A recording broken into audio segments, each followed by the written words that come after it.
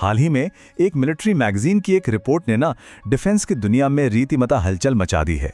इसमें दावा किया जा रहा है कि भारत एक बहुत ही बड़ा और गुप्त रक्षा सौदा कर रहा है। तो चलिए आज इसी खबर की तह तक जाते हैं और देखते हैं कि इन दावों के पीछे आखिर कहानी क्या है।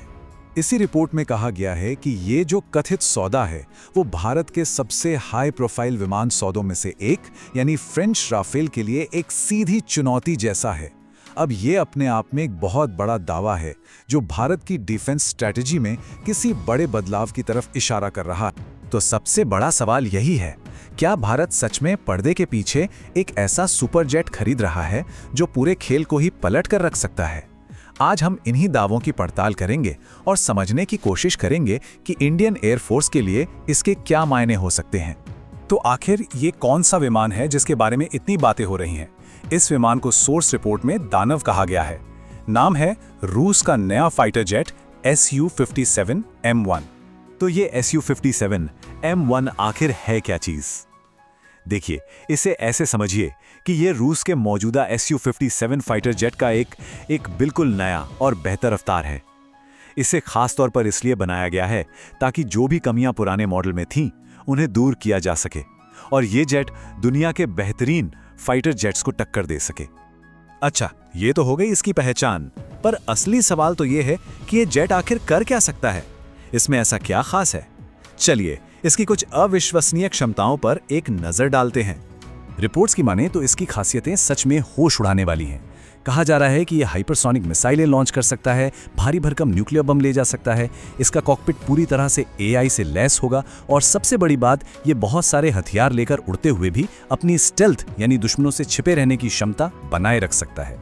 देखिए, किसी भी फाइटर जेट का दिल होता है उसका इंजन, और यहीं पर इस जेट का सबसे बड़ा अपग्रेड छिपा है।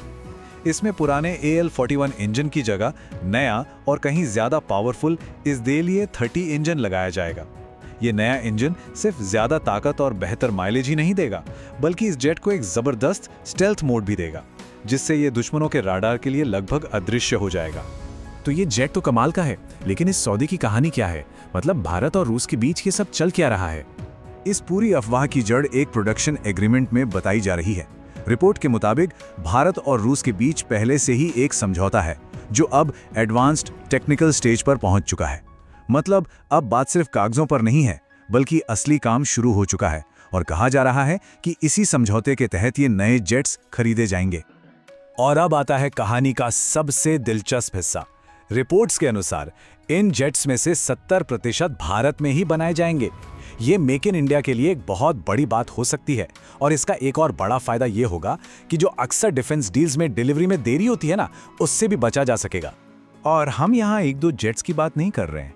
रिपोर्ट के मुताबिक भारत 70 से लेके 110 Su-57 M1 जेट खरीदने में दिलचस्पी रखता है। अगर ये नंबर सही है तो ये इंडियन एयरफोर्स के लिए एक जबरदस्त कमिटमेंट होगा। लेकिन एक सवाल मन में आता है कि अगर डील इतनी बड़ी और अच्छी है तो फिर इसे इतना सीक्रेट क्यों रखा जा रहा है? तो रिपोर्ट का कहना है कि इसके पीछे जियोपॉलिटिक्स है। मतलब वेस्टर्न देशों और मीडिया के हंगामे से बचने के लिए इसे पर्दे के पीछे ही रखा जा रहा है। ठीक है, तो अब उस सवाल पर आते हैं जो शायद सबके जहन में है। हमारे पास दुनिया के बेस्ट फाइटर जेट्स में से एक राफेल तो है ही, तो फिर ये Su-57 M1 उससे बेहतर कैसे हो सकता है? देखिए, जो सबसे बड़ा फर्क बताया जा रहा है वो है टेक्नोलॉजी ट्रांसफर का। रिपोर्ट के मुताबिक Su-57 M1 डील में भारत को करीब 90% टेक्नोलॉजी पर पूरा एक्सेस मिलेगा। वहीं राफेल डील में ये एक्सेस काफी लिमिटेड है और जाहिर है जब ज्यादातर जेट्स देश में बनेंगे तो इसकी लागत भी कम होने की उम्मीद की जा सकती है। तो इन सारी बातों को अगर एक साथ मिलाकर देखें तो इंडियन एयरफोर्स के भविष्य और भारत की पूरी डिफेंस स्ट्रैटेजी के लिए इसका मतलब क्या है? देखिए, आखिर में बात यह है कि अगर ये अफवाहें और खबरें सच निकलती हैं तो ये भारत की हवाई ताकत को पूरी तरह से बदल सकती हैं। लेकिन असली सवाल तो यही है कि भविष्य में कौन सा जेट भारतीय वायुसेना के लिए सबसे बेहतर साबित होगा। इसी एक सवाल का जवाब भारत की अगली पीढ़ी की रक्षा रणनीति की दिशा तय करेगा।